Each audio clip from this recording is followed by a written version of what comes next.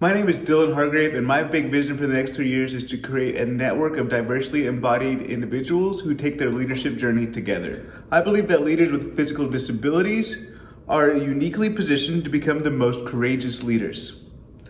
Leaders with disabilities have a greater capacity for courageous leadership because they have been through a lot, and often their disability is visible where their character is not.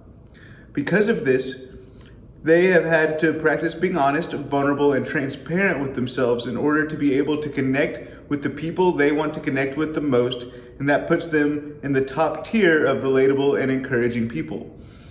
I believe that people with disabilities can be the most relatable and encouraging leaders because they live with daily challenges most able-bodied leaders can't even imagine, and they've had to work through a process of deep internal healing in order to be transparent and honest with themselves.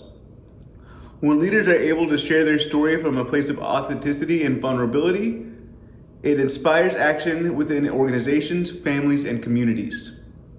The initial seed of Sauntermore was planted in 2018 when I made a personal commitment to put the quality of my relationships above anything else.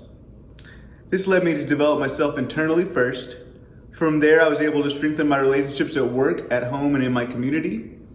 Eventually, I was called to serve a disability nonprofit. After serving the Julian Way for the last 2 years and completing the Leadership Tulsa Thrive program, I was encouraged to launch the Sauntermore project. And the purpose of this project is to create a network of diversely embodied leaders who courageously take their journey together. How we plan to succeed with this project is by testing a cohort-based model where leaders with disabilities develop personal and professional skills through a 12-month program grounded in anti-ableism, with the outcome of increased holistic well-being. The lessons will happen both in person, in virtual one-on-ones, and in small groups where leaders can connect to share resources, sharpen skills, and build a thriving community. The Sauntermore project is grounded in anti-ableism because it is an area of systemic oppression that directly impacts me and the people I want to connect with the most. By educating our cohort in anti-ableism, we are empowering our community to engage more effectively in addressing and overcoming systems and policies that unfairly limit the autonomy of individuals with disabilities. We develop leaders in the context of holistic well-being, and within that framework, we offer lessons to help our participants improve skills within the intellectual, emotional, physical, and spiritual domains. We focus here because we want to develop holistically healthy leaders connected to a network of exemplary leaders.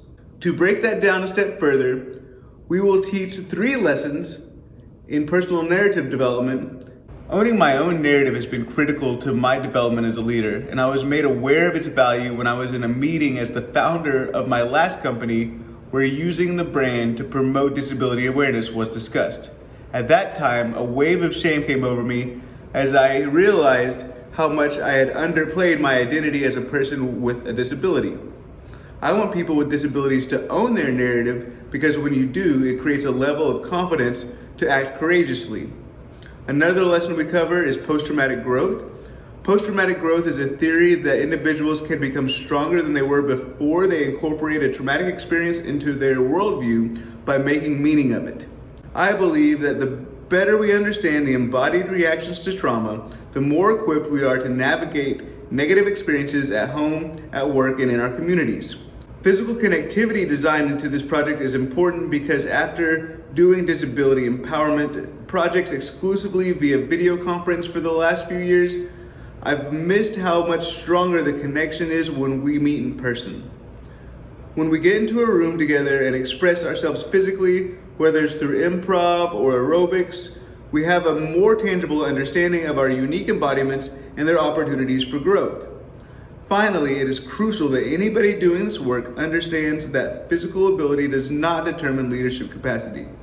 Additionally, when it comes to achievement, when we feel connected to our friends, family, and team members, then we are better able to value our time, talents, and resources, which ultimately helps us best define the trajectory that we want to be on.